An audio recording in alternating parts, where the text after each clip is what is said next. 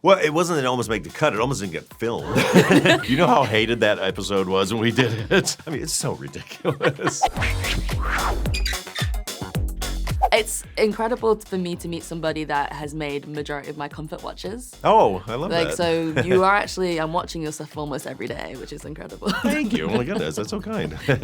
So Paul, you've had a really great career. In front of the screen, behind the screen, but today we're just going to talk about you as a writer and a director. Before, obviously, we talk about Another Simple Favor, because, you know, this is what we're here for. No worries. But I want to take you through memory lane a little bit and show you some of your great works. So you guys going to the homecoming dance? I beg your pardon? That's funny. It's a joke, right? My dad's kind of making me go. Dad's making you go to the dance? Man, what's that all about? Who's your dad? Hitler? I just thought maybe, you guys were gonna go. To make fun of people. I love that, even though this is from 1999, you're still quoting it back because you know it's so exactly. I know, exactly.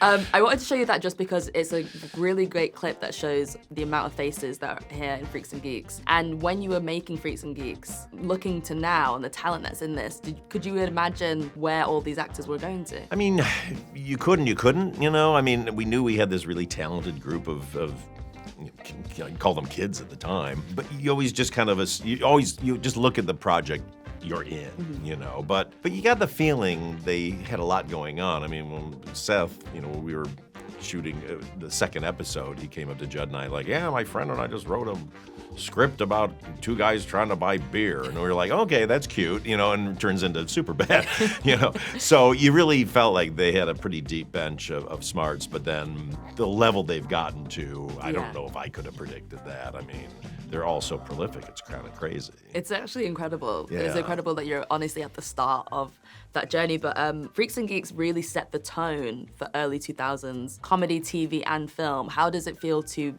basically be the starting of that? I mean, it's cool. At the time, it was, I don't want to say we were ahead of our time, but we kind of weren't in fashion. So, we were the lowest rated show on NBC at the time and kind of knew we were going to get canceled.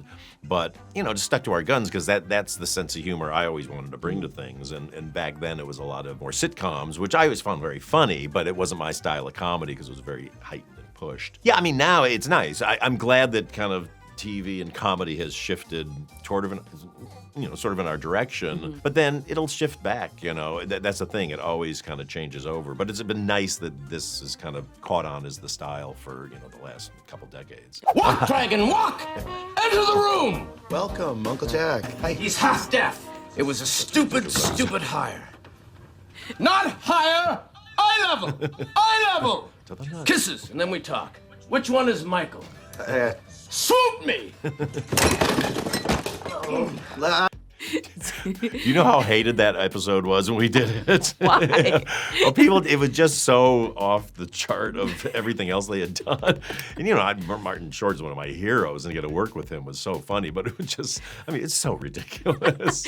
But I think it's great. Arrested Development has so many ridiculous things in it, so I'm surprised that people hated it. But I think you directed 7 episodes in the show. Yeah. And obviously you got the only episode with Martin Short, so what was it like bringing him into that world? It was fantastic. It was funny because I actually, when we were doing this episode, I had done this movie called I Am David that I'd spent years working on. And it came out the weekend before I did this and completely bombed. I mean, just cratered. And so I was just licking my wounds. And so to go in and then suddenly be working with Martin Short and having all this hilarious stuff going on, it's a fond memory for me because it was a real salve on sort of what was carrying around this kind of angst. But he was just so funny and just kind of everything you kind of hoped he would be, and inventive and just up for anything. And, we were just coming up with the most ridiculous stuff. At the time, I think it was too dense of a show for non-kind of comedy aficionados to watch. And then over time, obviously, everybody realized how brilliant it was. But it's another show that was kind of ahead of its time. The Penguins. By the power vested in me from the Department of Parks and Recreation, I now pronounce you husband and wife.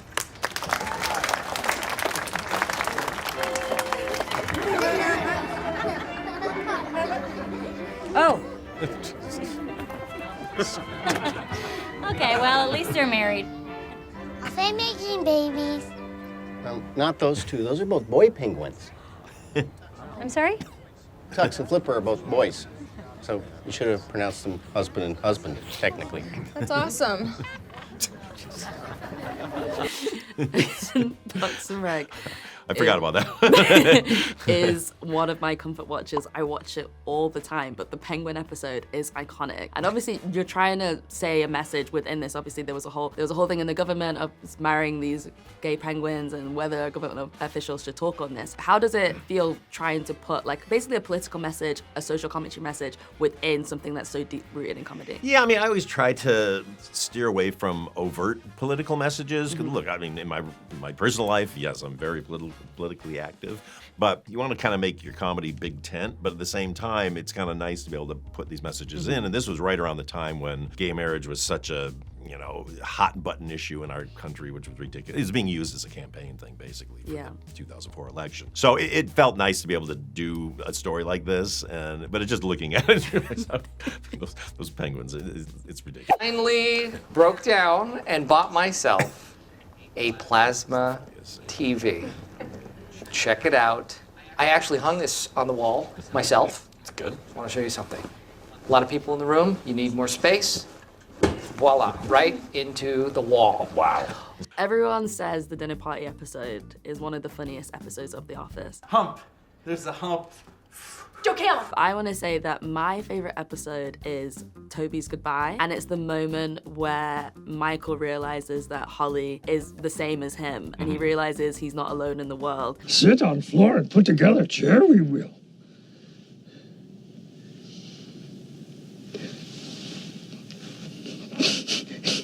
Yoda.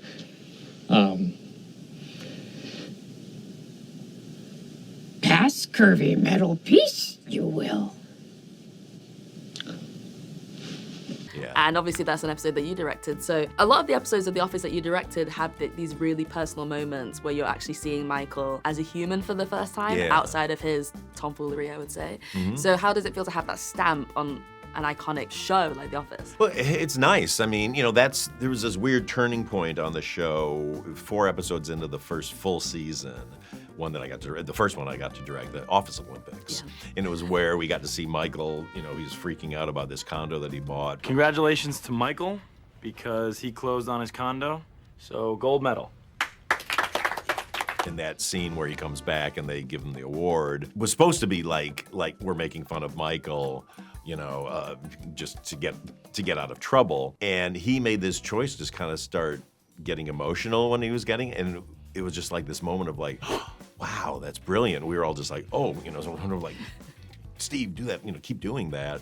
And so that was when we all realized the key to that show was humanizing Michael. He could still be ridiculous and a bore, but as opposed to the Ricky Gervais one where, which is so funny, but, Ricky's pretty despicable character in that. You realized American audiences needed to have a rooting interest in their main character. It's funny, I've noted, because I've been in Britain for so long and studied British comedy.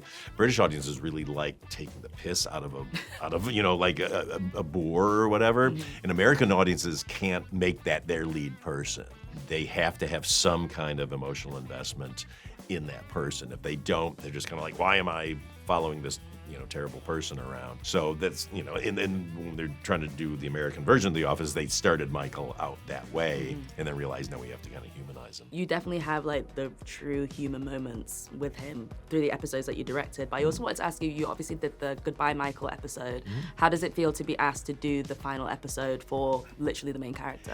It was a real honor. Because I had kind of gone away from the show for a season or 2 even, because I was doing movies and had just kind of finished Bridesmaids. And here's a funny thing about the Bridesmaids. It hadn't come out yet, but I had made it, and Ellie Kemper was in it, who was in The Office. When Pam goes to the movies, Greg said, we should make it Bridesmaids. And I thought, oh, that'd be cool. But it's like, well, no, Ellie's in the movie and she's on the poster, so it would be too much of a meta thing of like, wait, she's in the movie? So we didn't do that. But that was a really special episode because everyone was so emotional. So emotional. Because everybody loves Mike, loves Steve. And so the hardest part about that was all these scenes where they're kind of saying goodbye to Michael in their different way. We'd go into it and people would be like wanting to cry. And we'd be like, no, you guys, in reality, don't really like Michael. So this is not a sad thing. It's kind of like, oh, hey, or make fun of him or whatever.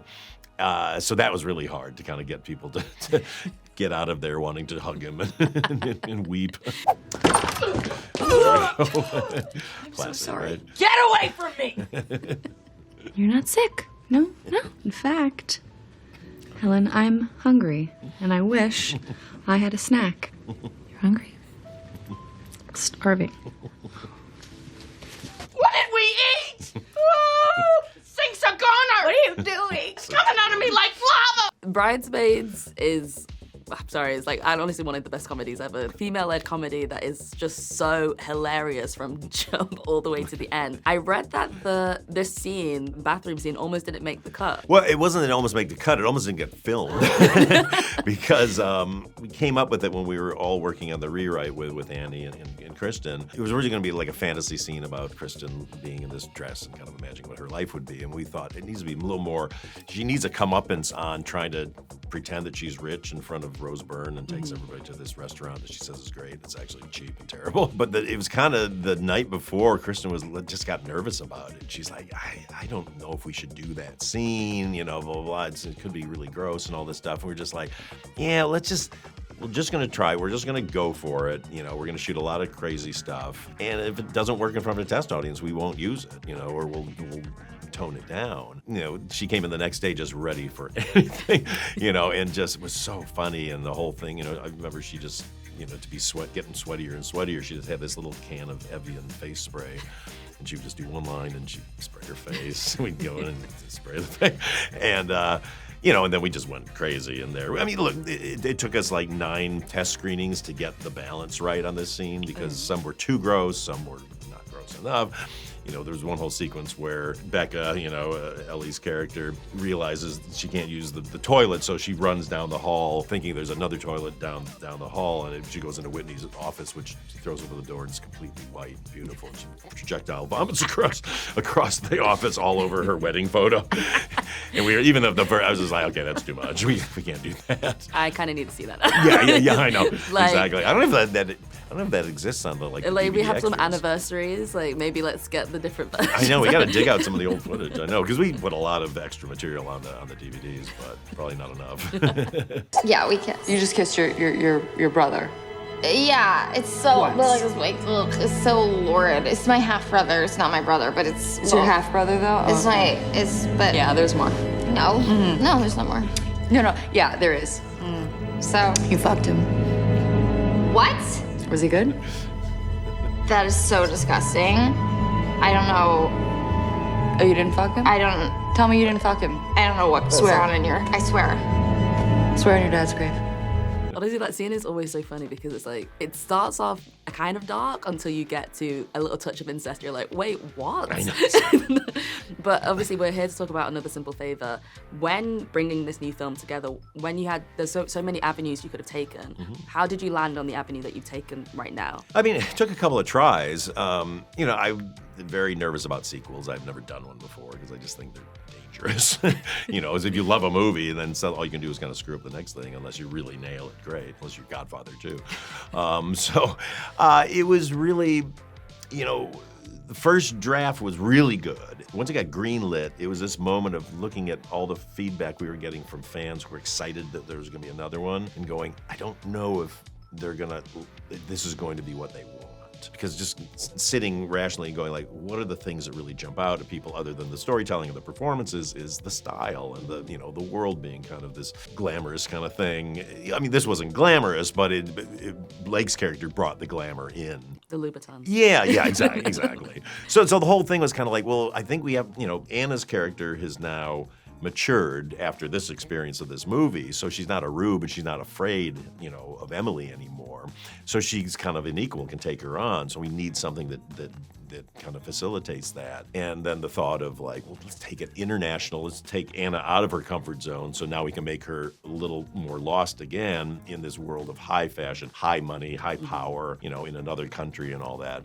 And just felt like that was the way we could do it. And so we, you know, got with the writers, we redid the second half of the script to make it much more twisty and turny, but allowed Blake to have all these fabulous fashions and allowed Anna to kind of do her thing. So yeah, so I'm really happy with it, and you know, came up with a device that we were really happy with. I won't spoil for the audience. But. Won't spoil. I will say Blake's outfits. Yeah. Yeah, exactly. She really stepped it up and then some. So it's fantastic. But I'm sure people really enjoy it, and Thanks. I hope you had fun going back through memory I lane. did. That was so nice. Thanks. Some of the stuff I've not seen in a long time. Thank you.